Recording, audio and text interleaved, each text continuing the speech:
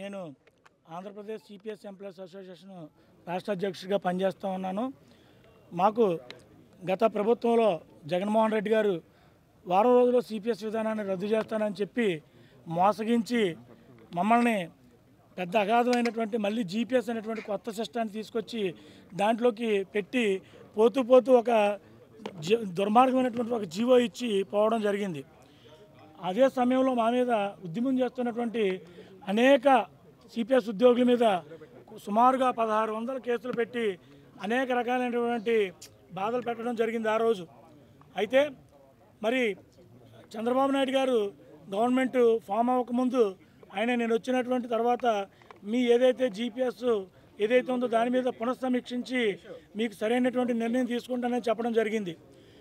చంద్రబాబు నాయుడు గారు ప్రమాణ స్వీకారం చేస్తున్నటువంటి రోజున ఒక చీకటి జీవో మరి ఆ పాత అధికారులకి ఇంకా ఆ మరకలు పోనట్టున్నాయి. ఆ జీవోని ఇచ్చి వెళ్ళిపోవడం వలన దాన్ని గెజిట్లో మన 12వ తారీఖుని మళ్ళీ పెట్టడం జరిగింది. దీంతో రాష్ట్రంలో ఉన్నటువంటి 4 లక్షల సిపిఎస్ ఉద్యోగులందరూ కూడా తీవ్రమైనటువంటి ఆందోళన చెందడం వలన సిపిఎస్ ఉద్యోగులందరం కలిపి ఈ రాష్ట్రంలో ఉన్నటువంటి ప్రభుత్వ పెద్దలను కానీ ప్రభుత్వ అధికారులను కానీ లేకపోతే యూనియన్ నాయకులను కానీ ఎన్జిఓల నాయకులు కానీ అందరి సహాయ సహకారాలతో మేమందరం కలిపి వారికి మా యొక్క తీవ్రమైనటువంటి ఈ ఆందోళన తెలియజేస్తే వెంటనే సీఎం గారు వెంటనే లోకేష్ బాబు గారు వాళ్ళ దగ్గర తెలియజేయడం వలన ఒక మంచినటువంటి నిర్ణయం, మీకు ఏమీ కాదు దాన్ని మీరు అసలు పట్టించుకోవద్దు మేమున్నాం మీకు ఎందుకని చెప్పి ఒక వితిన్ 1 వీక్లో ఆ ఏదైతే చీకటి జీవో ఉందో దాన్ని నేను ఎబియన్స్లో పెడతానని చెప్పి నిన్న సాయంత్రాన్ని ఎబియన్స్లో పెట్టి మాకు సిపిఎస్ ఉద్యోగులకందరికీ కూడా మంచి మొదటి పరిణామాన్ని కలగజేసినందుకుగా రాష్ట్రంలో ఉన్నటువంటి 4 లక్షల మంది సిపిఎస్ ఉద్యోగులను కూడా చంద్రబాబు నాయుడు గారికి, లోకేష్ గారికి, అలాగే డిప్యూటీ సీఎం పవన్ కళ్యాణ్ గారికి కూడా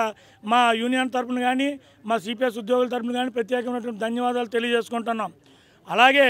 ఏదైతే ఇప్పుడు ఎబియన్స్లో పెట్టారో జీపీఎస్ అనే విధానాన్ని మీరు పూర్తిగా జీపీఎస్ విధానాన్ని పక్కన పెట్టి రానున్నటువంటి రోజుల్లో ఏదైతే సిపిఎస్ ఉద్యోగుల ఆకాంక్ష అయిందో సిపిఎస్ రద్దు చేసి పాత పెన్షన్ విధానాన్ని పునరుద్ధరిస్తారని మేమైతే ఎదురు చూస్తున్నామో అదే మీ చంద్రబాబు నాయుడు గారు కానీ లేకపోతే పవన్ కళ్యాణ్ గారు కానీ లోకేష్ బాబు గారు కానీ మీ దగ్గర నుంచి మేము కోరుకునేది ఏ రోజైతే ఓపీఎస్ విధానాన్ని పునరుద్ధరిస్తున్నామో అని మీరు చెబుతారనో 4 లక్షల మంది కళ్ళలో ఒత్తులు వేసుకొని ఎదురు చూస్తూ ఉన్నాం. ఆ విషయం కోసం ఎదురు చూస్తున్నాం కాబట్టి తప్పకుండా మా అందరికీ న్యాయం చేస్తారని ఆశిస్తూ మరొకసారి ఈ విధంగా మీరు చేసినందుకు ప్రత్యేకమైనటువంటి కృతజ్ఞతలు తెలియజేస్తున్నాం. ఓకే సార్, నా పేరు కోరుకొండ సతీష్, రాష్ట్ర సిపిఎస్ ఎంప్లాయీస్ అసోసియేషన్ అధ్యక్షుడిగా పనిచేస్తూ ఉన్నాను.